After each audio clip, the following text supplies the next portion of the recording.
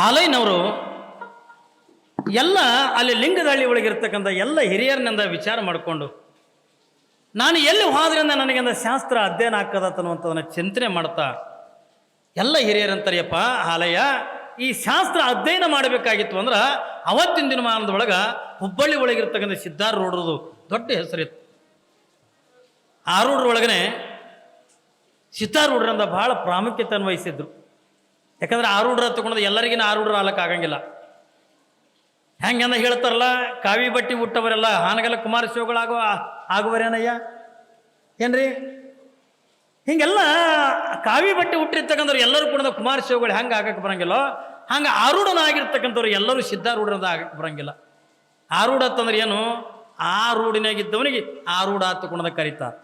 ನಮಗೆ ಈ ರೂಢಿನಾಗಿದ್ದವ್ರು ನಾವು ಈ ರೂಢಿನಾಗ ಏನೋ ನಮಗೆ ಉಣ್ಬೇಕು, ಚಲೋದು ಉಣ್ಬೇಕು, ಕರಿಗಡಬ ಉಣ್ಬೇಕು, ಹೋಳಿಗಿದ್ದು ಉಣ್ಬೇಕು ಏನ್ರಿ, ಬಂಗಾರ ಹಾಕೋಬೇಕು, ಚಲೋ ಬಟ್ಟೆ ಉಡ್ಬೇಕು, ಹಿಂಗೆಲ್ಲ ಆಸೆ ಇದ್ದವರು ನಾವು ಈ ರೂಢಿನವರು.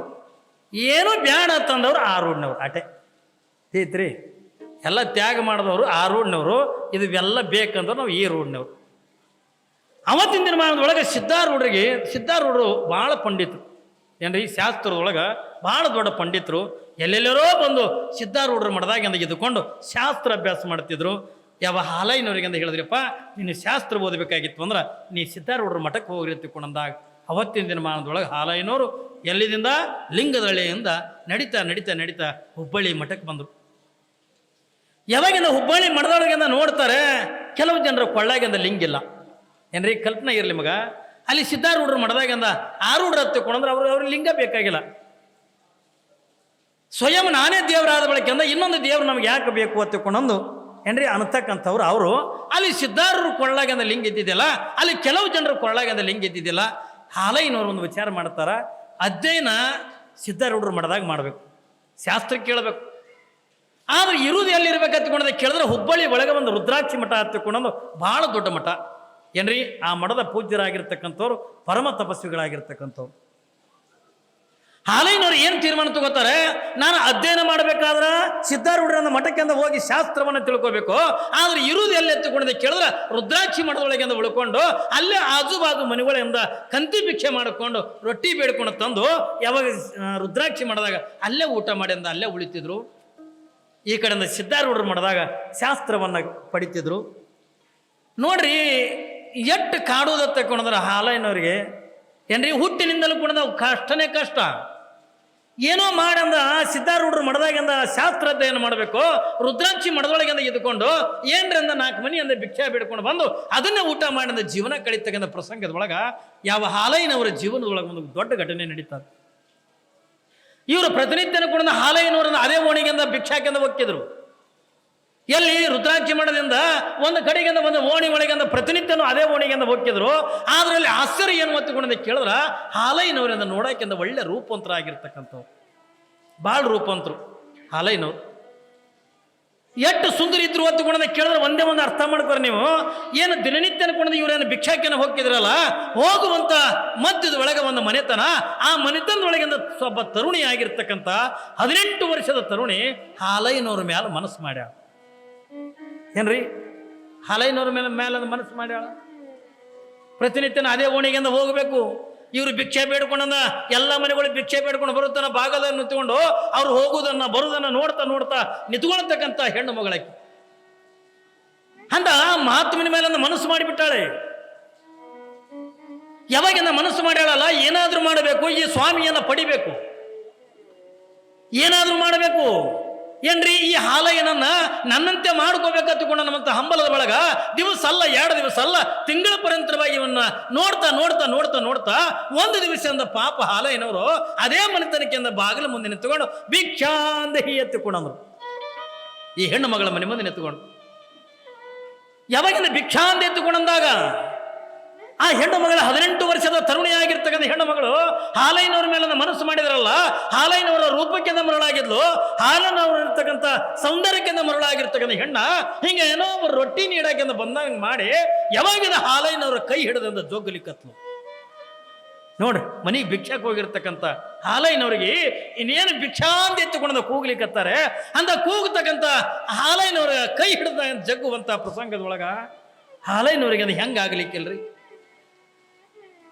ಹೆಂಗಾಗ್ಲಿಕ್ಕಿಲ್ಲ. ನಾನೊಬ್ಬ ಯೋಗಿ ಆಗಬೇಕು, ನಾನೊಬ್ಬ ಸಂತನಾಗಬೇಕು, ನಾನೊಬ್ಬ ಸನ್ಯಾಸಿ ಆಗಬೇಕು, ನಾನು ವೀರ ವೈರಾಗ್ಯ ಆಗಬೇಕು ಅನ್ನುವಂಥ ಆಸೆಯನ್ನು ಇಟ್ಕೊಂಡ ಹೊತ್ತು ಬಂದಿರತಕ್ಕಂಥ ಹಾಲಯ್ಯನವರಿಗೆ ಯಾವಾಗಿಂದ 18 ವರ್ಷದ ತರುಣಿ ಯಾವಾಗಿಂದ ಹಾಲಯ್ಯನವರಿಂದ ಜೋಳಿಗೆ ಹಿಡಿದಿರ್ತಕ್ಕಂಥ ಕೈಯನ್ನ ಹಿಂಗೆ ಹಿಡಿದು ಜೊಗ್ಗುವಂತ ಪ್ರಸಂಗದ ಒಳಗ ಛೀ ಪಾಪಿ ಎತ್ತಿಕೊಂಡು ಆ ಜೋಳಿಗೆ ಅಂತಕ್ಕಂಥ ಆಕಿನ ಮನೆಗೆ ಬಿಟ್ಟುಕೊಟ್ಟು ಅಂತ ಹಾಲಯ್ಯನವರಿಂದ ಓಡಿ ಬಂದ್ಬಿಡುತ್ತೆ.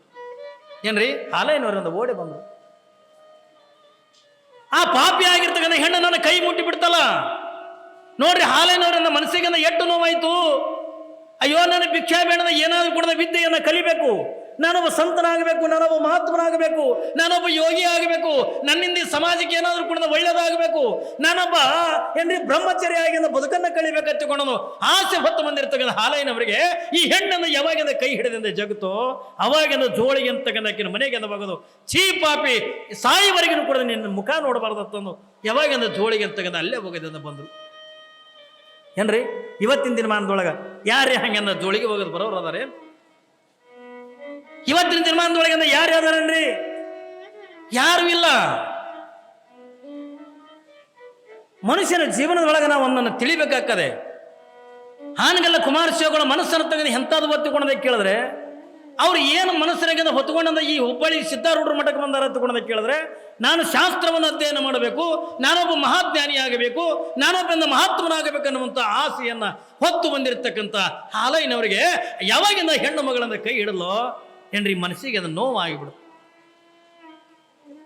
ಹಾಲಯ್ಯನವರಿಂದ ಕಣ್ಣೀರಂತಗನ್ನ ಹಾಕ್ತಾರೆ. ಇವತ್ತಿನ ದಿನಮಾನದೊಳಗಂದ ಅಪ್ಪಿತಪ್ಪಿಂದ ಯಾರ ತರುಣರಿಗೆ ಏನ್ರಿ ಅಂತ ಸೌಂದರ್ಯವತಿ ಆಗಿರ್ತಕ್ಕಂಥ ಹೆಣ್ಣ ಕರೆದ್ರೆ ಯಾರಿಗೆ ಬಿಡ್ತಾರ್ರಿ? ಹಿಂದೆ ಸ್ವಾಮಿ ವಿವೇಕಾನಂದರು ಅಮೆರಿಕಕ್ಕೆ ಹೋಗಿದ್ರು. ಕಲ್ಪನೆ ಇರ್ರಿ ನಿಮ್ಗ, ಸ್ವಾಮಿ ವಿವೇಕಾನಂದರು ಅಮೆರಿಕಕ್ಕೆಂದ ಹೋಗಿದ್ರು. ಹೋಗಿರ್ತಕ್ಕಂಥ ಪ್ರಸಂಗದ ಒಳಗೆ ಕಾವಿದಾರಿಯಾಗಿರ್ತಕ್ಕಂಥ ಸ್ವಾಮಿ ವಿವೇಕಾನಂದರ ಉಡುಗೆ ತೊಡುಗೆಗಳನ್ನು ನೀವೆಲ್ಲರೂ ಕೂಡ ನೋಡಿರ್ಬೇಕು. ನೋಡ್ಲಿಕ್ಕಿಂತ ಒಳ್ಳೆ ರೂಪವಂತನಾಗಿರ್ತಕ್ಕಂಥ ಸ್ವಾಮಿ ವಿವೇಕಾನಂದರು ಮೇಲತ್ರ ಆಳ ದಷ್ಟಪುಷ್ಟವಾಗಿರ್ತಕ್ಕಂಥ ಶರೀರ, ಬ್ರಹ್ಮಚರ್ಯ ಕಾಯ, ನೋಡ್ಲಿಕ್ಕಿಂತ ಒಳ್ಳೆ ರೂಪವಂತನಾಗಿರ್ತಕ್ಕಂಥ ಸ್ವಾಮಿ ವಿವೇಕಾನಂದರು. ಯಾವಾಗಿಂದ ಸ್ವಾಮಿ ವಿವೇಕಾನಂದರು ಭಾರತ ದೇಶದ ಒಬ್ಬ ಜ್ಞಾನಿಯಾಗಿ ಆ ಅಮೆರಿಕ ದೇಶಕ್ಕೆ ಹೋಗಿರ್ತಕ್ಕಂಥ ಪ್ರಸಂಗದ ಒಳಗ ಏನ್ರಿ ಸ್ವಾಮಿ ವಿವೇಕಾನಂದರು ವೇದಿಕೆ ಮೇಲೆ ಹೋಗಿ ನಿಂತ್ಕೊಂಡು ಮಾತಾಡಕತ್ರು, ಪ್ರವಚನ ಮಾಡಕತ್ರು ಸ್ವಾಮಿ ವಿವೇಕಾನಂದರು. ಯಾವಾಗಿಂದ ಸ್ವಾಮಿ ವಿವೇಕಾನಂದರ ಪ್ರವಚನ ಮಾಡೋದನ್ನ ಕೇಳಿ ಇಡೀ ಎಲ್ಲ ದೇಶದವರೆಲ್ಲ ಗಾಬರಿಯಾಗಿದ್ರು. ಸ್ವಾಮಿ ವಿವೇಕಾನಂದರಿಗಿಂದ ಕೊಟ್ಟಿರ್ತಕ್ಕಂಥ ಕೇವಲ 10 ನಿಮಿಷ ಆದ್ರ ತಾಸುಗಟ್ಟಲೆ ಸ್ವಾಮಿ ವಿವೇಕಾನಂದರು ಮಾತಾಡಿದ್ರು. ಯಾರಿಗೂ ಕೂಡ ಟೈಮ್ ಆಗ್ಯದ ತಗೊಂಡಂತ ಅರಿವು ಇರ್ತಿದ್ದಿಲ್ಲ. ಯಾವಾಗಿಂದ ಸ್ವಾಮಿ ವಿವೇಕಾನಂದರಿಗೆ ಟೆಲ್ಲವನ್ನು ಮಾತಾಡಿ ಇನ್ನಿತರ ದೇಶದ ಜನ ಸ್ವಾಮಿ ವಿವೇಕಾನಂದರನ್ನ ಎತ್ಕೊಂಡಿಂದ ಕುಣಿತಿತ್ತು. ಹಿಂಗೆ ಕುಣಿದಿಂದ ಯಾರು ಸೆಲ್ಫಿ ತಗೊಳ್ಳೋರು ಬೇರೆ ಏನೆಲ್ಲ ಮಾಡ್ತಿರ್ತಾರಲ್ಲ ಹಂಗೆಲ್ಲ ಮಾಡ್ತಿದ್ರು. ವೇದಿಕೆ ಇಳಿದು ಸ್ವಾಮಿ ವಿವೇಕಾನಂದರ ಕೆಳಗೆ ಬರ್ತಿದ್ರು. ಕಲ್ಪನೆ ಇರಲಿ, ಸ್ವಾಮಿ ವಿವೇಕಾನಂದರದ ವೇದಿಕೆ ಇಳಿದಿಂದ ಕೆಳಗೆ ಬರ್ತಿದ್ರು. ಆ ಅಮೆರಿಕ ದೇಶದ ಒಬ್ಬ ಹೆಣ್ಣು ಮಗಳು 18 ವರ್ಷದ ತರುಣಿ ಬಂದು ಸ್ವಾಮಿ ವಿವೇಕಾನಂದರ ಎದುರಿಗೆ ನಿಂತುಕೊಂಡು ಸ್ವಾಮೀಜಿ ನಮಸ್ಕಾರ ತಿಳ್ಕೊಂಡು. ಸ್ವಾಮಿ ವಿವೇಕಾನಂದರು ಬೇರೆ ಏನು ಭಾಷಣ ಮಾಡಿದ್ದಿಲ್ಲ, ನಮ್ಮ ಭಾರತ ದೇಶದೊಳಗಿರ್ತಕ್ಕಂಥ ಸಂಸ್ಕೃತಿಯನ್ನ ಇನ್ನಿತರ ದೇಶದೊಳಗಿಂದ ಸಾರಿರ್ತಕ್ಕಂಥವ್ರು ಸ್ವಾಮಿ ವಿವೇಕಾನಂದರು. ನಮ್ಮಲ್ಲಿ ಹೆಣ್ಣಂದ್ರೆ ಏನು? ಹೆಣ್ಣಿಗೆ ಎಷ್ಟು ಗೌರವ ಕೊಡ್ತೀವಿ? ಹೆಣ್ಣಂದ್ರೆ ತಾಯಿ ಕಾಣ್ತೀವಿ, ಹೆಣ್ಣಿನನ್ನ ಅಕ್ಕ ತಂಗಿ ಸ್ವರೂಪದೊಳಗಿಂದ ಕಾಣ್ತೀವಿ. ನಾವು ದೇವರನ್ನ ಯಾವ ರೀತಿಯಾಗಿ ಆರಾಧನೆ ಮಾಡ್ತೀವಿ. ನಮ್ಮ ಭಾರತ ದೇಶದೊಳಗಿರ್ತಕ್ಕಂಥ ಎಲ್ಲ ಸಂಸ್ಕೃತಿಯನ್ನ ಅಲ್ಲಿಂದ ಸಾರಿರ್ತಕ್ಕಂಥವ್ರು ಸ್ವಾಮಿ ವಿವೇಕಾನಂದರು. ಇಷ್ಟೆಲ್ಲ ಮಾತಾಡಿ ವೇದಿಕೆಗಳಿಂದ ಕೆಳಗೆ ಬರ್ತಿದ್ರು. ಬರುವಂಥ ಪ್ರಸಂಗದ ಒಳಗ ಒಬ್ಬ 18 ವರ್ಷದ ತರುಣಿ ಸ್ವಾಮಿ ವಿವೇಕಾನಂದರಿಗೆ ಬಂದು ನಮಸ್ಕಾರ ಸ್ವಾಮೀಜಿ ಎಂದು. ಎಷ್ಟು ಖುಷಿ ಆಗಲಿಕ್ಕಿಲ್ರಿ? ಯಾಕೆ ನಮಸ್ಕಾರ ಸ್ವಾಮೀಜಿ ಅಂದ್ಲ ತಿಳ್ಕೊಂಡ್ರ ಸುಮಾರು ತಾಸುಗಳ ಪರ್ಯಂತರವಾಗಿ ಸ್ವಾಮಿ ವಿವೇಕಾನಂದರು ಹೋಗಿ ವೇದಿಕೆ ಮ್ಯಾಗ ನಿಂತ್ಕೊಂಡು ಏನು ಮಾತಾಡಿದ್ರು ನೋಡ್ರಿ. ನೀವು ಹೊರಗಿನ ದೇಶದವರು ಮಾತಾಡ್ತಕ್ಕಂಥ ಭಾಷಣನೇ ಬೇರೆ, ನಮ್ಮ ದೇಶದವರು ಮಾತಾಡ್ತಕ್ಕಂಥ ಭಾಷಣನೇ ಬೇರೆ. ಸ್ವಾಮಿ ವಿವೇಕಾನಂದರು ಹೋಗಿ ವೇದಿಕೆ ಮೇಲೆ ನಿಂತ್ಕೊಂಡು ಸಿಸ್ಟರ್ಸ್ ಆ್ಯಂಡ್ ಬ್ರದರ್ಸ್ ಅಂದ್ರು. ಅಂದ್ರೆ ಅಕ್ಕ ತಂಗಿಯರೇ ಅಣ್ಣ ತಮ್ಮಂದಿರೇ ಅಂದ್ರು. ಅವ್ರು ಹೊರಗಿನ ದೇಶದವ್ರು ಹಂಗೆ ಅನ್ನಲ್ಲ, ಲೇಡೀಸ್ ಆ್ಯಂಡ್ ಜೆಂಟ್ಲ್ಮೆನ್ ಅಂತಾರಿಲ್ರಿ. ಲೇಡೀಸ್ ಆ್ಯಂಡ್ ಜೆಂಟ್ಲ್ಮೆನ್ ಅಂದ್ರೆ ಹೆಂಗಸೂರೇ ಗಂಡಸೂರೇ. ಈಗ ಹಪ್ಪಿ ತಪ್ಪಿ ನಾನು ನಿಮ್ಮ ಊರಿಗೆ ಪುರಾಣಕ್ಕೆ ಬಂದೀನಿ ಏನ್ರಿ? ಪುರಾಣ ಹೇಳಕ್ಕೆ ಬಂದು ಯಾವತ್ತು ಗಂಗಾವತಿ ಪಟ್ಟಣದ ಹೆಂಗಸೂರೇ ಗಂಡಸೂರೇ ಅಂದ ಅಧ್ಯಕ್ಷ ಹೊಡಿತಾರ. ಯಾಕ್ರಿ ನನಗೆ ಕರ್ಕೊಂಡು ತಂದು ಹಚ್ಚದವ್ರು ಅವರೇ. ಹೌದಾ? ಇಲ್ಲ, ಹಂಗೆ ಅನ್ನಕ್ಕಾಗಲ್ಲ. ನಮ್ಮ ಭಾರತೀಯ ಸಂಸ್ಕೃತಿ ಅದು ಅಲ್ಲ. ಇವತ್ತು ನಾವು ಅಂತೀವಿಲ್ರಿ ಬಂದು ಕುಳನ ಯಾವತ್ತು ಗಂಗಾವತಿ ಪಟ್ಟಣದ ಪರಸ್ಥಳದಿಂದ ಆಗಮಿಸಿರ್ತಕ್ಕಂಥ ಸಮಸ್ತ ಎಲ್ಲ ನನ್ನ ಶರಣ ತಂದೆ ತಾಯಿಗಳೇ, ನಿಮ್ಮನ್ನ ತಾಯಿ ಎತ್ತುಕೊಂಡು ಕರಿತೀವಿ, ಇವರಿಗೆ ತಂದೆ ಎತ್ತುಕೊಂಡು ಕರಿತೀವಿ. ಯಾಕೆ ಕರಿತೀವಿ ಅಂತಂದ್ರೆ ನೋಡುವಂಥ ದೃಷ್ಟಿ ಒಳಗ ನಿಮ್ಮನ್ನ ತಂದೆ ತಾಯಿ ಸ್ವರೂಪವನ್ನು ಕಾಣ್ತೀವಿ. ಈ ಹೆಣ್ಣು ಹೆಣ್ಣು ಮಕ್ಕಳನ್ನ ತಾಯಿ ಸ್ವರೂಪದೊಳಗಿಂದ ಕಾಣತಕ್ಕಂಥ ಏನ್ರಿ ಇಡೀ ವಿಶ್ವದೊಳಗಿಂದ ಒಂದೇ ಒಂದು ದೇಶ ಎತ್ತಿಕೊಂಡಂದ್ರ ಅದು ಭಾರತ ದೇಶ ಬಿಟ್ಟರೆ ಮತ್ತೆ ಎಲ್ಲಿನೂ ಕೂಡ ಇಲ್ಲ ಏನ್ರಿ. ಒಬ್ಬ ಹೆಣ್ಣಿನ ತಾಯಿ ಸ್ವರೂಪದೊಳಗಿಂದ ಕಾಣೋದು, ಒಂದು ಹೆಣ್ಣಿನ ಅಕ್ಕ ತಂಗಿಯರ ಸ್ವರೂಪದೊಳಗಿಂದ ಕಾಣೋದು, ಇದು ಇನ್ನಿತರ ಯಾವ ದೇಶದೊಳಗೂ ಕೂಡ ಇಲ್ಲ. ಇದೇ ಸಂಸ್ಕೃತಿಯನ್ನು ಸ್ವಾಮಿ ವಿವೇಕಾನಂದರಿಂದ ಮಾತಾಡಿದ್ರು. ಇವರು ಮಾತುಗಳನ್ನು ಕೇಳಿರ್ತಕ್ಕಂಥ ಅಮೆರಿಕ ದೇಶದ 18 ವರ್ಷದ ತರುಣಿ ಬಂದನ ಸ್ವಾಮೀಜಿ ನಮಸ್ಕಾರ ಹತ್ತುಕೊಂಡಂದಾಗ ನಮಸ್ಕಾರಮ್ಮ ಅಂದ್ರು ಸ್ವಾಮಿ ವಿವೇಕಾನಂದರು. ಯಾವಾಗಿಂದ ನಮಸ್ಕಾರ ಹತ್ತುಕೊಂಡಂದಾಗ ಆ 18 ವರ್ಷದ ತರುಣಿ ಒಂದು ಮಾತು ಹೇಳ್ತಾಳೆ. ಏನಂತ ಹೇಳ್ತಾಳ? ಸ್ವಾಮೀಜಿ ನನಗೊಂದು ಆಸೆ ಆಗೈತಿ ಅಂದ್ಲ. ಎಷ್ಟು ವಯಸ್ಸೆಟ್ಟು 18 ವರ್ಷದ ತರುಣಿ, ಕಲ್ಪನಾ ಇರಲಿ ಮಗ. ಬಂದು ಸ್ವಾಮಿ ವಿವೇಕಾನಂದರಿಗೆ ಅಂತಾಳೆ, ಸ್ವಾಮೀಜಿ ನಿಮ್ಮ ಮಾತುಗಳನ್ನು ಕೇಳಿ ನನಗೊಂದು ಆಸೆ ಆಗ್ಯದೆ. ಅವಾಗ ಸ್ವಾಮಿ ವಿವೇಕಾನಂದರು ಏನು ಆಸೆ ಆಗೈತಿ ಬಾ ಅಂದರು. ಅವಾಗ ಅಮೆರಿಕ ದೇಶದ ಹೆಣ್ಣು ಮಗಳು ಹೇಳ್ತಾಳೆ, ಹುಡುಗಿ ಸ್ವಾಮೀಜಿ ನಾನು ನಿನ್ನನ್ನು ಮದುವೆ ಮಾಡ್ಕೋಬೇಕಂತ ಮಾಡೀನಿ ಅಂದು. ನೋಡ್ರಿ ವಯಸ್ಸೆಟ್ರಿ 18 ವರ್ಷದ ತರುಣಿ ಸ್ವಾಮಿ ವಿವೇಕಾನಂದರಿಗೆ ಅಂತ ಹೇಳ್ತಾಳೆ, ಸ್ವಾಮೀಜಿ ನಾನು ನಿನ್ನನ್ನು ಮದುವೆ ಮಾಡ್ಕೋಬೇಕಂತ ಮಾಡೀನಿ ಅಂತ ತಿಳ್ಕೊಳ್ಳೋದು. ಅವಾಗ ಸ್ವಾಮಿ ವಿವೇಕಾನಂದರಂದರು, ಅಲ್ಲಮ್ಮ ಮೊನ್ನೆ ನಿನ್ನ ದೇಶದೊಳಗಂದ ಏನ್ರಿ ಕೋಟ್ಯಾನ ಗಟ್ಟಲೆ ಅಂದ ಗಂಡಸು ಮಕ್ಕಳದಾರಲ್ಲ ಅವ್ರನ್ನೆಲ್ಲ ಬಿಟ್ಟು ನನ್ನನ್ನೇ ಯಾಕೆ ಮದುವೆ ಮಾಡ್ಕೋಬೇಕನ್ನಕತ್ತಿದೀಯ? ನನ್ನನ್ನೇ ಯಾಕೆ ಮದುವೆ ಮಾಡ್ಕೋಬೇಕನ್ನಕತ್ತಿದಿ? ಅವಾಗಿಂದ ಸ್ವಾಮಿ ವಿವೇಕಾನಂದರಿಗೆ ಹೆಣ್ಣು ಮಗಳದ ಹೇಳ್ತಾಳೆ, ಯಾಕೆ ನಾನು ನಿನ್ನನ್ನು ಮದುವೆ ಮಾಡ್ಕೋಬೇಕನ್ನಕತ್ತೀನಿ ಅಂತಂದ್ರೆ, ನಾನು ನಿನ್ನನ್ನು ಮದುವೆ ಮಾಡ್ಕೊಂಡ್ರೆ ನಿನ್ನಂಥ ಜ್ಞಾನಿಯಾಗಿರ್ತಕ್ಕಂಥ ಮಗ ನನ್ನ ಹೊಟ್ಟೆ ಒಳಗೆ ಹುಡ್ತಾನಲ್ಲ, ಅದಕ್ಕೆ ನಾನು ನಿನ್ನನ್ನು ಮದುವೆ ಮಾಡ್ಕೋಬೇಕಂತೀನಿ ಅಲ್ಲ.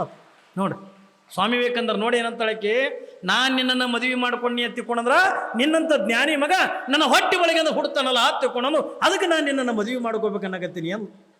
ಅವಾಗ ಸ್ವಾಮಿ ವಿವೇಕಾನಂದರು ಒಂದು ಮಾತಂತಾರೆ, ಉತ್ಸವ ಒಂದು ಕೆಲಸ ಮಾಡು, ನಿನಗೇನು ಬೇಕು? ಜ್ಞಾನಿಯಾಗಿರ್ತಕ್ಕಂಥ ಮಗ ಬೇಕಲ್ಲ, ನೀನು ಮದುವೆ ಮಾಡ್ಕೊಳ್ಳೋದು ಬೇಡ, ನೀನು ಗರ್ಭಿಣಿಯಾಗೋದು ಬೇಡ, ಕಷ್ಟಪಟ್ಟಂದ ಹಡಿಯೋದು ಬೇಡ. ಹಾಗಾದ್ರೆ ನಿನಗೆ ಒಬ್ಬ ಜ್ಞಾನಿಯಾಗಿರ್ತಕ್ಕಂಥ ಮಗ ಬೇಕಲ್ಲ, ಇಟ್ಟೆಲ್ಲ ಕಷ್ಟಗಳನ್ನು ಪಟ್ಟು ಬೆಳೆಸಿ ದೊಡ್ಡವನ್ನಾಗಿ ನನ್ನಟ್ಟು ಮಾಡುವವರೆಗೂ ನೀ ಸತ್ತು ಸುಡುಗಾಡು ಸೇರಿರ್ತಿದೆ. ಆದ್ರೆ ನೀ ಇಟ್ಟೆಲ್ಲ ಕಷ್ಟಗಳನ್ನು ತಗೊಳ್ಳೋದು ಬಿಟ್ಟು ನಿನಗೊಬ್ಬ ಜ್ಞಾನಿ ಮಗ ಬೇಕಲ್ಲ, ಹಾಗಾದ್ರೆ ನನ್ನನ್ನೇ ನಿನ್ನ ಮಗ ಹತ್ತಿಕೊಂಡು ನೀನು ಉಡೆಗೆಂದು ಹಾಕೊಂಡು ಬಿಡವ, ನಿನಗೊಬ್ಬ ಜ್ಞಾನಿ ಮಗ ಸಂಘಕ್ಕೆ ಹಾಕದಲ್ಲ ಅಂತ. ಮದ ಅಪ್ಪಿ ತೆಪ್ಪಿ ನಮ್ಮ ತರುಣ್ರಿ ಅಮೇರಿಕದ ಹುಡುಗಿ ಬಂದು, ಹಲೋ ಏನ್ರಿ ಹಲೋ ಅಂದ್ರೆ ನಾನೇನು ಮದುವೆ ಮಾಡ್ಕೋಬೇಕನ್ನಕತ್ತೇನೆ ಅಂದ. ನಡಿ ಹೋಗೋಣ ಕಡೆ ತರ. ಅಲ್ಲ ನಿಮ್ಮ ಅವ್ವ ಅಪ್ಪಗಾರ ಕೇಳಿ, ಯಾವ ಅಪ್ಪ ಎಲ್ಲಿ ನಡೆಯೋದು ಏನ್ರಿ? ಇದು ಈ 2 ದಿವಸದಿಂದ ನಡೆದ ಘಟನೆ ಹೇಳ್ತೀನಿ. ನಮಗೆ ಇಲ್ಲಿ ಸೊಲ್ಲಾಪುರ ರೈಲ್ವೆ ಸ್ಟೇಷನ್ ಬರ್ತದಲ್ಲ, ಬಾಂಬೆದಾಗ 2 ಹುಡುಗರು ಬಾಂಬೆಗೆ ನೀವು ನ್ಯೂಸ್ ಮೇಲೆ ನೋಡಿರ್ಬೇಕು. ಅವು ಬಾಂಬೆದಿಂದ ಎಲ್ಲಿಗೆ ಹೊಂಟಾವ? ಸೊಲ್ಲಾಪುರಕ್ಕೆ ಹೊಂಟಾವ ಜಾತ್ರೆಗೆ. ಇಬ್ಬರು ಕೂಡ ಕೆಲಸ ಮಾಡ್ಲಿಕ್ಕೆ ಹೋಗ್ಯಾರವರು, ಇಬ್ಬರು ದುಡ್ಡು ಗಳಿಸ್ಯಾರ. ಊರು ಜಾತ್ರೆ ಅದಂದ್ರೆ ಇಬ್ಬರು ಕೂಡ ಮಾತಾಡಕ್ಕೆ ಹೋದ್ರೆ ಟ್ರೈನ್ಯಾಗ ಹೊಂಟಾರ. ಆ ಟ್ರೈನ್ನಾಗಿಂದ ಎದರ ಬದರ ಸೀಟ್ ಇರ್ತಾವೆ ನೋಡ್ರಿ, ರೈಲ್ವೆದಾಗ ಎದರ ಬದರ ಸೀಟ್ ಇರ್ತಾವಲ್ಲ, ಇವರು ಇಬ್ಬರು ಕೂಡಿ ಒಂದು ಸೀಟಿಗೆ ಕೂತಾರ. ಇವರು ಅಪೋಸಿಟ್ ಅಂದ ಒಂದು ಸುಂದರಿಯಾಗಿರ್ತಕ್ಕಂಥ ಹುಡುಗಿ ಕೂತಾವ. ಹಾಗಿದೆ ಈ ಜೀನ್ಸ್ ಪ್ಯಾಂಟ್ ಹಾಕೊಂಡಾಳ, ಟೀ ಶರ್ಟ್ ಹಾಕೊಂಡಾಳ, ನಮ್ಮಂಗೆ ಕೂದಲ ಕಟಿಂಗ್ ಮಾಡ್ಕೊಂಡಾಳ. ಈ ಹೆಣ್ಣೆವು ಗಂಡೆವು ಗೊತ್ತೇ ಆಗಲ್ಲ ಇವ. ನಮ್ಮ ಮೊನ್ನೆ ಬೆಂಗಳೂರು ಕಡೆದಿದ್ದೆ, ನನ್ನ ಮುಂದೆ ಒಬ್ಬ ನಿತ್ತಾನ, ಓ ಅಣ್ಣವ್ರೆ ನಮಗೆ ಸೀಟ್ ಸಿಗಂಗಿಲ್ಲ, ಜಲ್ದಿ ನಡ್ರಿ ಅಂತ. ನಾವು ಅಣ್ಣವ್ರು ಅಲ್ರಿ ಹಾಕೋರಿ ಇವ್ರಿ ಅಲ್ಲ, ಯಾಕೆ ನೀ ಮೊದಲು ಹೋಗು, ನಾ ಆಮೇಲೆ ಹೋಗಿ ನಾಳೆಗೆ. ಯಾಕಂದ್ರೆ ಈ ಕಿವಿಯಾಗಿಲ್ಲ, ಮೂಗಿನಾಗಿಲ್ಲ, ಏನು ಹಣಿ ಮ್ಯಾಗನೂ ಇಲ್ಲ, ಏನಿಲ್ಲ, ಕೈಯಾಗ ಬಳಿ ಇಲ್ಲ, ಪಳಿ ಇಲ್ಲ. ಮತ್ತು ಅವು ಆ ಕಡೆ ಮಾರಿ ಮಣ್ಣಿತ್ರ ಗಂಡ ತಿಳಿಬೇಕಂದ್ರೆ ಹೆಣ್ಮಕ್ಳು ತಿಳಿಬೇಕಂದ್ರೆ ನಮ್ಮಂಗೆ ಕಟಿಂಗ್ ಮಾಡ್ಕೊಂಡ್ರ. ನಾನು ಅದಕ್ಕಾಗಿ ನಾನು ಅಣ್ಣವ್ರು ಜಲ್ದಿ ನಡ್ರಿ ಅಂತ. ನಾವು ಅಣ್ಣವ್ರು ಅಲ್ರಿ ಹಾಕೋರಿ ಅಂತ ಬೇಸ್ ಆಯ್ತು ಹೋಗಿ. ಪಾಪ ಅಗದಿ ಜೀನ್ಸ್ ಪ್ಯಾಂಟ್ ಉಟ್ಕೊಂಡಾಳ, ಒಳ್ಳೆ ಟೀ ಶರ್ಟ್ ಹಾಕೊಂಡಾಳ, ಅಗದಿ ಬಾಬ್ ಕಟ್ ಅನ್ನು ಮಾಡಿಸ್ಯಾಳ, ಏನೆಲ್ಲ ಮೇಕಪ್ ಮಾಡ್ಕೊಂಡಾಳ, ಮಗ್ಗಲ್ದಾಗ ದೊಡ್ಡದೊಂದು ಬ್ಯಾಗ್ ಇಟ್ಕೊಂಡು ಕುಂತ. ಇವು ಬಾಂಬೆದಿಂದ ಜಾತ್ರೆಗೆ ಹೊಂಟ್ರ ಮಕ್ಳು, ಇವರಿಬ್ರು ದೇವ್ರ ಜಾತ್ರೆ. ಆಕಿನ ಇದ್ರಿಗೆ ಕುಂತಿದ್ರಲ್ಲ, ಇವು 2 ಏನು ಮಾಡಕತ್ತಾವ? ಕಣ್ಣು ಬಡಿಲಾರ್ದಂಗೆ ಆಕೆಗೆ ನೋಡ್ಲಕತ್ತಾವ. ಇವು 2 ಹುಡುಗರು 2 ಒಟ್ಟು ಕಣ್ಣು ಬಡಿಲಾರ್ದಂಗೆ ನೋಡ್ಲಕತ್ತಾವ. ಪಾಪ ಆಕೆಗೆ ಇದ್ರ ಮುಜುಗಾರ, ಇವೇನಿವು ನಾವು ಕಣ್ಣು ಬಡಿಲಾರ್ದಂಗೆ ನೋಡ್ಲಕತ್ತಾವಲ್ಲ ತಂದು ಪಾಪ ಆಕೆಗೆ ನಾಚಿಕೆ ಇರೋದಿಲ್ರಿ. ಇವು ನೋಡ್ಲಕತ್ತಾವಲ್ಲ ತಗೊಂಡು ಅನ್ನಕ್ಕೆ ಸುಮ್ ಕುಂದ್ರಕ್ಕಿ ಕೊನೆಗೆ ಅಂದದ್ದು ಹೊಣ್ತಾರೆ ಟ್ರೈನ್ ಇರೋದ್ರಿಂದ ಬಾಂಬೆದಿಂದ ಒಂದು 2-3 ಸ್ಟೇಷನ್ ದಾಟದ ಬಳಕ ಅಲ್ಲಿ ಏನಾಯ್ತು ಆಶ್ಚರ್ಯ, ಅದೇನು ದೊಡ್ಡ ಬ್ಯಾಗ್ ಇಟ್ಟಿದ್ಲಲ್ಲ. ಆಕೆ ಏನಂದ್ಲು, ಅವು ಇಬ್ರು ಕುಂತಿದ್ರಲ್ಲ, ಮಜಾ ಥೋಡ ಬ್ಯಾಗ್ ಬಗ ಮೇ ಚಾ ಪೀವ್ನೇತು ಅನ್ಲಕ್. ಅಂದ್ರೆ ನನ್ನೊಂದಿಟ್ಟು ಬ್ಯಾಗ್ ನೋಡ್ರಿ, ನಾ ಚಾ ಕುಡ್ದು ಬರ್ತೀನಿ ಎತ್ತಿಕೊಂಡು ಅನ್ಲಕ್. ಮಜಾ ಥೋಡ ಬ್ಯಾಗ್ ಬಗ ಮೇ ಚಾ ಪೀವ್ನೇತು ಅಂತಂದು. ಇವರಿಬ್ರಿಗೆ ದೊಡ್ಡ ಖುಷಿಯಕ್ಕೆ ಮಾತಾಡ್ಸಲ್ಲ, ಬರೀ ಮಾರಿ ನೋಡ್ಕೋತ ಕುಂತಿದ್ದು. ಯಾವಾಗಂದ ಥೋಡ ಬ್ಯಾಗ್ ಬಗ ಮೀ ಚಾ ಪೀವ್ನಿ ಅಂತ ಅಂದ್ಕೊಳ್ಳೋಣ ಟೀಕ್ ಆಯ್ತು ಮೀ ಜಾವ ಅಂದರು. ಜಾವ ಅಂದ್ಕೊಳ್ಳೋಣಾಕಿ ಟ್ರೈನಿಂದ ಇಳಿದಿಂದ ಬಾಲು ಸ್ಟೇಷನ್ದ ಇಳಿದಿಂದ ಬಾಲು ಹೋದ ಬಳಕೆ ಇವೇನದ ದೋಸ್ತ ಹಾಕಿ ನನ್ನ ಕಡೆ ಕೈ ಮಾಡಿ ಹೇಳ್ಯಾಳ, ಈ ಬ್ಯಾಗ್ ನಾನೇ ನೋಡ್ತೀನಿ ತಿಮ್ಮ. ಅಮ್ಮ ಅಂದ, ಮಗನ ನಿನ್ನ ಕೈಗೆ ಅಂದೇನೆ ಕೈನೇ ಕಡಿತೀನ, ನನಗೆ ಕಣ್ಣು ನನ್ನ ಕಡೆ ಮಾಡಿ ಹೇಳ್ಯಾಳ, ನಾ ಬ್ಯಾಗ್ ನೋಡವ ನಾ ತಿಮ್ಮ. ನೋಡ್ರಿ ಅಡ್ಡು ಕೂಡ ಗೆಳೆಯರಿವು ಹೊಂಟಾವ. ಹಾಂ, ನನಗೆಂದ ಕೈ ಕಡಿತೀನಿ ಅಂತೀನಿ, ನಿನ್ನ ಕಣ್ಣ ಕಿತ್ತಿನ ತಿಮ್ಮ ಅಂತಾನೆ, ನನಗೆ ಕಣ್ಣ ಕಿತ್ತ ತಿಮ್ಮ ಅಂತಾನೆ. ಎರಡು ಕೂಡಿ ಹೊಡೆದಾಡ್ದು. ಅಲ್ಲೇ ರೈಲ್ವೇದಿಂದ ಕಿಟಕಿದಿಂದ ರಾಡ್ ಮುರ್ಕೊಂಡು ಇದಕ್ಕೆ ಅದು ಹೊಡಿತು, ಅದಕ್ಕೆ ಇದು ಹೊಡಿತು. ಎಡ್ಡು ತಲೆ ಹೊಡ್ಕೊಂಡು ರಾಮ ರಕ್ತ. ಏನ್ರಿ ರಕ್ತ ಅಂದ್ರೆ ರಕ್ತ, ಮೈಯೆಲ್ಲ ರಕ್ತ ಆಗ್ಯದ. ಯಾವಾಗಂದ್ರೆ ಟ್ರೈನ್ ಬಿಡ್ತು, ಆ ಟ್ರೈನ್ನಾಗ ಹಾಕಿ ಡಬ್ಬ್ಯಾಗ ಹಾಕಿ ಹೆಣ್ಮಗಳು ಬರಲಾಗಿಲ್ಲ, ಬ್ಯಾಗ್ ಇಟ್ಟು ಅದಕ್ಕೆ ಇವು ಎಡ್ಡು ಹೊಡೆದಾಡ್ಕೋತಿಂದ ಬಾದು. ಮುಂದೆ ರೈಲ್ವೆ ಸ್ಟೇಷನ್ ಬತ್ತು, ಅಲ್ಲಿ ರೈಲ್ವೆ ಪೊಲೀಸರಿದ್ರು. ಇವೆಲ್ಲ ಏನ್ರಿ ಇವೆಲ್ಲ ಮೈ ತುಂಬ ರಕ್ತ ಮಾಡ್ಕೊಂಡಿದ್ದು ನೋಡೋದು. ಯಾವಾಗಿಂದ ಪೊಲೀಸಿಂದ ಬಂತು, ಕಾಯ್ರೆ ಕಾಯ್ತಲ್ಲ, ಏನಿಲ್ರಿ ಸಾಹೇಬ್ರ ಆಕೆ ನನ್ನ ಕಡೆ ಕೈ ಮಾಡಿ ಅಂದ, ಈ ಬ್ಯಾಗ್ ನೋಡತ್ ಹೇಳ್ರಿ, ನಾನು ನೋಡ್ತೀನಿ ಅಂತಂದ್ರೆ ನೀವು ನನ್ನ ಕೈನ ಕಡಿತೀನಿ ಅಂತ ಅಂತೀವ.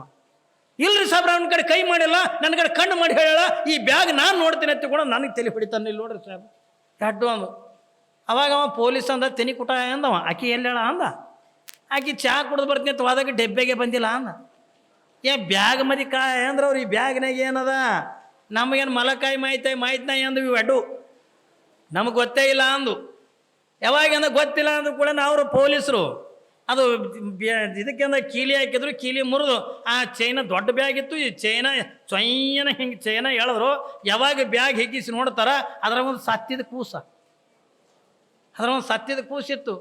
ಅವರು ಪೊಲೀಸರಂದು ಕೊನಗಡೆ ಹಾಕ್ಕೆಲ್ಲರೇ ಅಂದು, ನಿನ್ನ ಯಾರ ಕಡೆ ಕೈ ಮಾಡಿ ಹೇಳ್ಯಾಳ ಅಂದರು. ನಮಗೇನು ಕೈ ಗೊತ್ತಿಲ್ಲ, ಏನು ಏನ್ರಿ ನಮ್ಮ ಕಡೆ ಕೈ, ನಿನ್ನ ಕಡೆ ಕಣ್ಣು ಮಾಡಿ ಹೇಳಲ್ಲ. ಎಲ್ಲಿ ಕಂಡ್ರಿ ನಮ್ಗೇನು ಕಾಣು ಸಾಹೇಬ್, ನಮ್ಗೇನು ಗೊತ್ತಿಲ್ಲ. ಒದಿ ಒದ್ದು ಅಡ್ಡಕ್ಕೂ ಜೀಲದಾಗ ಹಾಕ್ಯಾರ. ಏನ್ರಿ ಬರೀ ಯಾವುದೋ ಹೆಣ್ಣ ತನ್ನ ಪಾಡಿಗಿಂದ ತಾಯಿಂದ ಊರಿಗೆ ಹೋಗ್ಬೇಕಾದ್ರೆ ಅದನ್ನೇ ನೋಡ್ಕೋತ ಕೂತ್ಕೊಂಡು ತಮ್ಮ ಬದುಕಂತಕ್ಕಂಥ ಹಾಳು ಮಾಡ್ಕೊಂಡು ಹೋಗಿಂದ ಜೇಲ್ದಾಗ ಬೀಳ್ತಕ್ಕಂಥ ಇವತ್ತಿನ ದಿನಮಾನದೊಳಗೆ ಹಾನಗಲ್ಲ ಕುಮಾರಶಿವಗಳ ಕೈ ಹಿಡಿದ್ರ ಆ ಜೋಳಿಗೆ ಅಂತಕ್ಕಂಥ ಅವ್ರ ಮನೆಗೆಂದ ಬಿಟ್ಟು ತಿರುಗಿ ಆ ಓಣಿಗೆ ಎಂದೆಂದೂ ಹೋಲಿಲ್ಲತ್ತು ಭಿಕ್ಷಾಕ. ಆ ಓಣಿಗೆ ಹೋಲಿಲ್ಲ.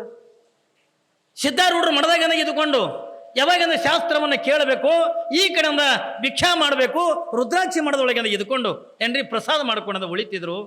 ಯಾವಾಗ ಹಾಲೈನವರಿಗೆ ಒಂದು ಸಮಸ್ಯೆ ಬತ್ತು. ಯಾಕ ಅಲ್ಲಿ ಲಿಂಗ ಬಿಡ್ತಕ್ಕಂಥ ಪ್ರಸಂಗ ಬತ್ತು.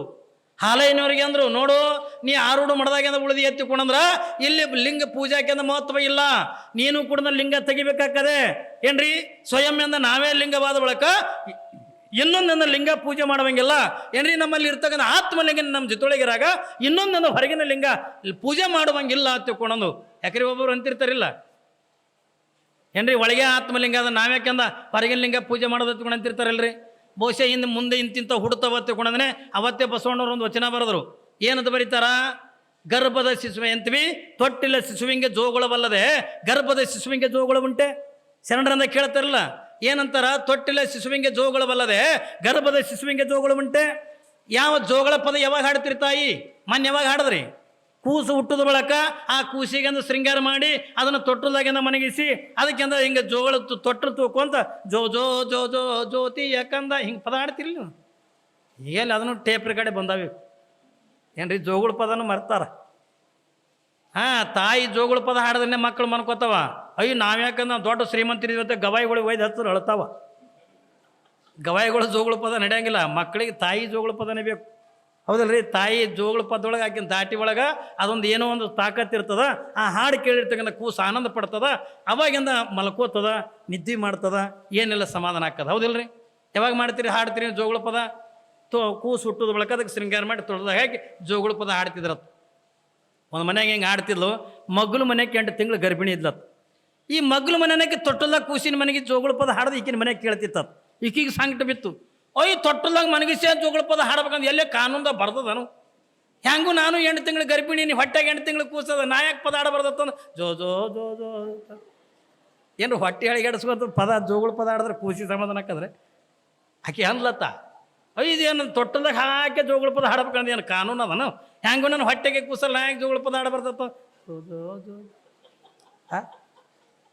ಕೂಸು ಹುಟ್ಟದ ಬಳಕಿನ ಜೋಗಳ ಆಡ್ಬೇಕಲ್ರಿ. ಹಂಗೆ ಒಳಗಿರ್ತಕ್ಕಂಥ ಆತ್ಮನೇ ನನ್ನ ಬಲ್ಲಿ ಆದ ತಿಳ್ಕೊಂಡಂದು ನಾನಂದ ಏನ್ರಿ ಹೊರಗಿನ ಲಿಂಗ ಯಾಕೆ ಬೇಕು ತಿಳ್ಕೊಂಡ ಬದುಕು ಮಾಡಿದ್ರ ಇಲ್ಲ ಏನ್ರಿ ಒಳಗಿರ್ತಕ್ಕಂಥ ಯಾವ ಆತ್ಮಲಿಂಗವೇ ಇಷ್ಟಲಿಂಗವಾಗಿ ಅಂದ ನಮ್ಮ ಅಂಗೈ ಒಳಗಿಂದ ಬಂದು ಕೂತ್ಕೊಂಡು ಅಂಗೈ ಅಂತಕ್ಕಂಥ ತೊಟ್ಟದೊಳಗೆ ಇಷ್ಟಲಿಂಗ ಅಂತಕ್ಕಂಥ ಮಗನನ್ನು ಮನಗಿಸಿ ಅದಕ್ಕೇನೆಲ್ಲ ಶೃಂಗಾರ ಮಾಡಿ ಸದ್ಗುರುನಾಥ ಕಿವಿಯಾಗಿ ಹೇಳಿರ್ತಕ್ಕಂಥ ಮಂತ್ರವನ್ನೇ ಅದು ಜೋಗಳು ಮಾಡಿ ಅಂದ ಹಾಡಕ್ಕತ್ರ ಇಷ್ಟಲಿಂಗ ಈಗನು ಕೂಡ ಆನಂದ, ಹಾಡಿರ್ತಕ್ಕಂಥ ನಮಗೂ ಕೂಡ ಆನಂದ.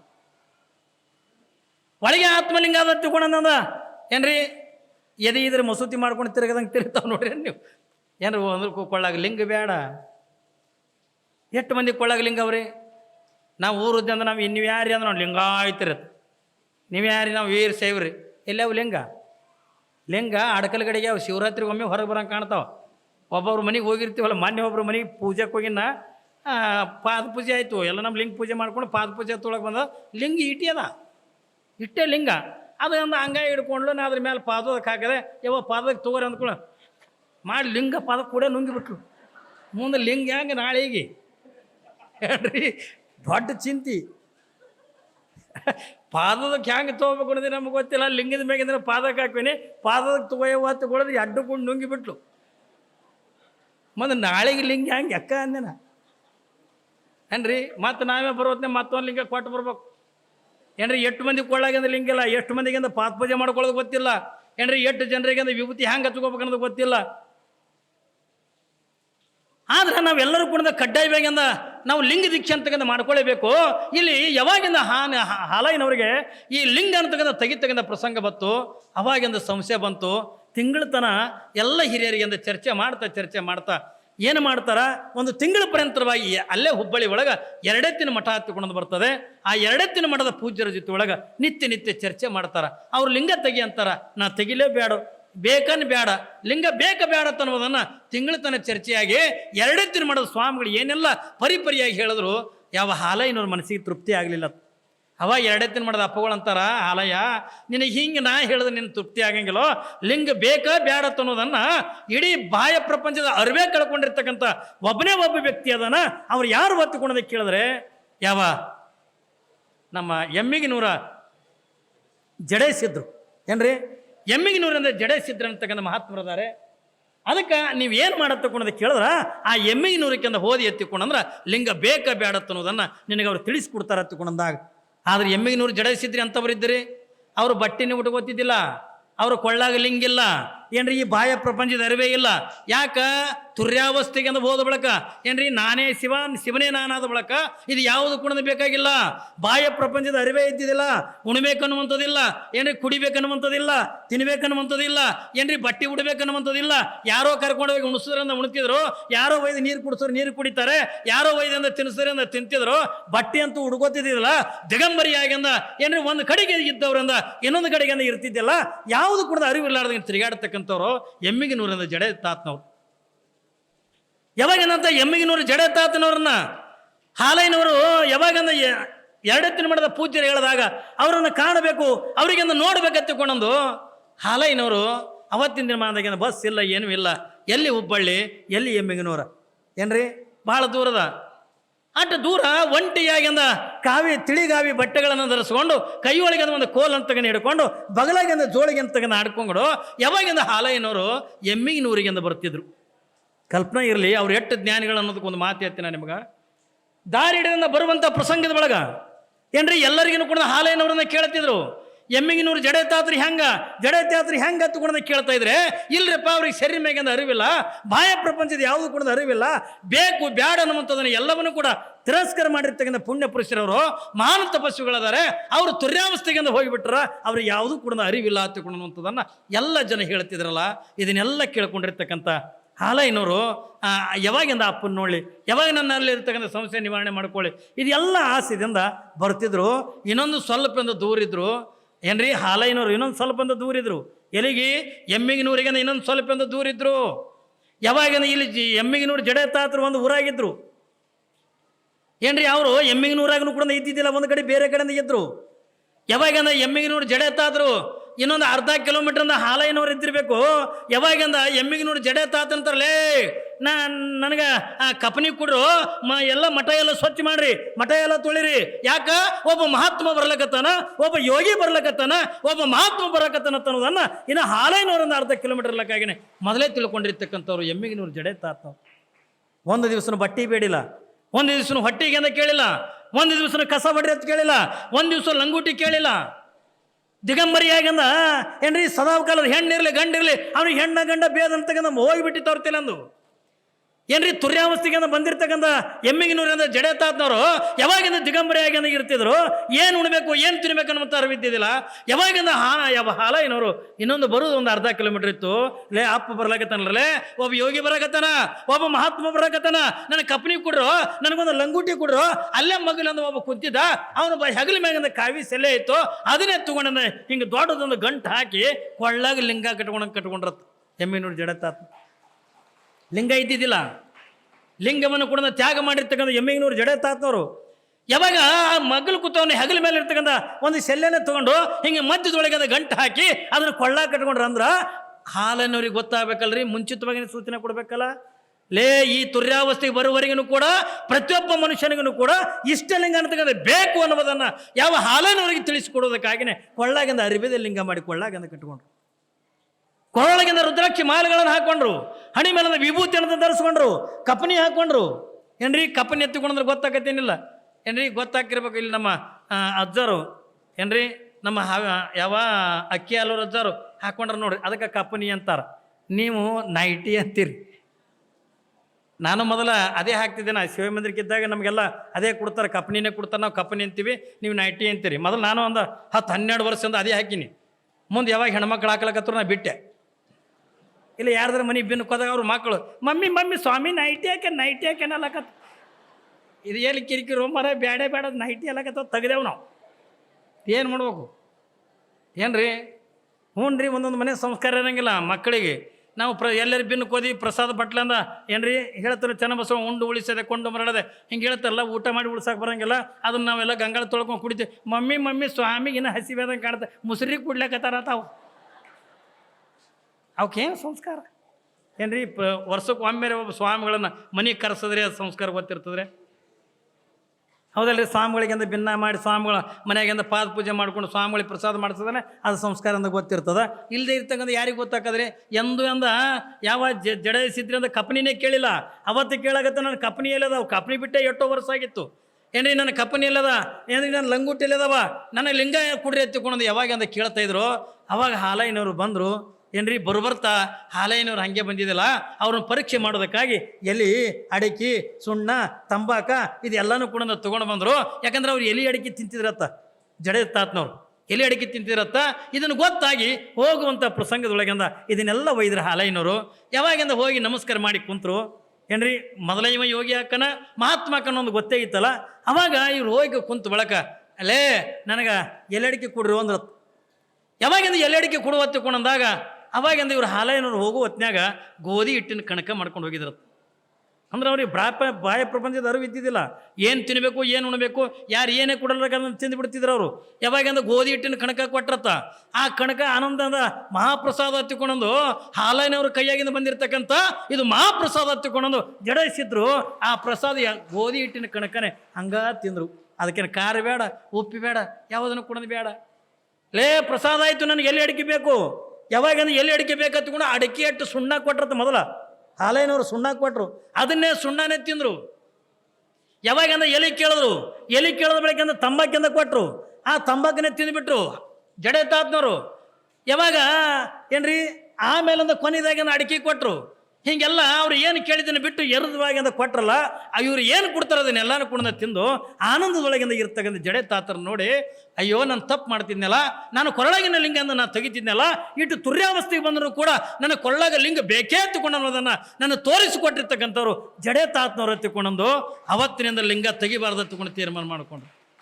ಯಾವಾಗಿಂದ ಅವತ್ತಿನಿಂದ ಲಿಂಗ ತೆಗಿಬಾರ್ದು ಎತ್ತುಕೊಂಡು ವಿಚಾರ ಮಾಡಿಕೊಂಡು ಅಲ್ಲಿ ಲಿಂಗ ಇರ್ದಾಗ ಇರ್ತಕ್ಕಂಥ ಆರೂಢರು ಮಾಡಿದಾಗ ನಾ ಹೆಂಗಿರಲಿ, ನಾ ಮುಂದೆ ನಾ ಎಲ್ಲಿಗೆ ಹೋಲಿ, ನಾ ಏನು ಮಾಡಲಿ ಎತ್ತುಕೊಂಡಂದು ಜಡೆ ತಾತನವ್ರು ಎದುರಿಗಿಂದ ಕುತ್ಕೊಂಡು ಕಣ್ಣೀರು ಹಾಕುವಾಗ ಅವಾಗಿಂದ ಜಡೆ ತಾತನವರು ಯಾರ ಜೊತೆಯೊಳಗೂ ಮಾತಾಡಿದ್ದಿಲ್ಲ. ಒಂದು ಮಾತು ಅಂದ್ರತ್ತ, ನೀ ಎಲ್ಲಿದಿಂದ ಬಂದಿದಿ ಅಲ್ಲಿಗೆ ಹೋಗೋ ಮಗ ಅಂದ್ರತ್ತ. ನೀ ಎಲ್ಲಿದಿಂದ ಬಂದಿದ್ದಿ, ನೀ ಅಲ್ಲೇ ಹೋಗತ್ತೆ ಕೊಂಡಂದಾಗ ಆಯ್ತು ಬುದ್ಧಿ ನಿಮ್ಮ ಆಜ್ಞೆ ಅಂತ ಮೀರಂಗಿಲ್ಲ, ನಾ ಎಲ್ಲಿದಿಂದ ಬಂದೀನಿ ಅಲ್ಲಿಗೆ ಹೋಗ್ತೀನಿ ಎತ್ತಿಕೊಂಡಂದು ಯಾವಾಗಿಂದ ಹಾಲೇನೂರು ತಿರುಗಿಂದ ಎಮ್ಮಿಗಿನೂರಿನಿಂದ ಮತ್ತೆ ಸಿದ್ದಾರೂಢರ ಮಠಕ್ಕೆ ಬರ್ತಾರತ್ತನ್ನುವಂಥ ವಿಚಾರ ಇವತ್ತಿನ ದಿವಸದಿಂದ ಬರ್ತದೆ. ಇನ್ನು ನಾಳಿನ ದಿವಸ ಏನು ಬರ್ತೈತೆ ಅನ್ನೋದನ್ನು ನಾವು ನೀವೆಲ್ಲರೂ ಕೂಡ ನೋಡೋಣ.